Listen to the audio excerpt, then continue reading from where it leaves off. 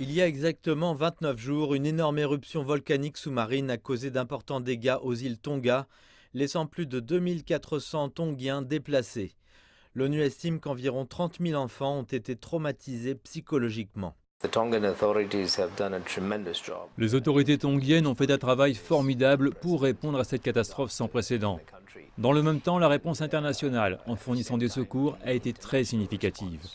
En particulier, je tiens à noter que les aides apportées par des pays comme l'Australie et la Nouvelle-Zélande, la France, le Royaume-Uni et la Chine, ainsi que par l'Union européenne, ont été très appréciées par le peuple tongien. Il y a actuellement 66 cas actifs de Covid-19 au Tonga, un pays qui n'a pas du tout connu de transmission communautaire depuis le début de la pandémie. L'impact immédiat concerne le déchargement et la distribution des fournitures qui ont déjà été reçues. Il faut les acheminer vers les îles extérieures, au-delà de la capitale et de Tongatapu. Malheureusement, certains de ceux qui ont été touchés par la Covid-19 sont des personnes qui travaillent dans le port. Et donc c'est devenu un problème en termes de déchargement et de distribution.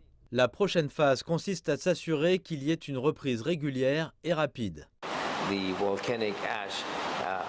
Les cendres volcaniques ont eu un impact significatif sur les sources d'eau potable sur lesquelles les habitants des Tonga comptaient. Ainsi, avec l'aide de la force de défense australienne, nous avons transporté 44 palettes d'eau, d'assainissement, d'équipements et de fournitures. Le gouvernement tongien estime que les dégâts causés aux cultures pourraient à eux seuls s'élever à environ 2 millions de dollars. Nous avons aussi enfin un certain nombre de scientifiques qui sont des experts en éruption volcanique, en nettoyage des cendres. Nous avons aussi des experts en eau propre qui évaluent si les sources de nourriture et l'eau sont propres. Donc une partie de cette aide est fournie virtuellement. L'ONU se réunira mercredi prochain avec le gouvernement des Tonga et d'autres partenaires pour discuter des besoins en cours dans le pays.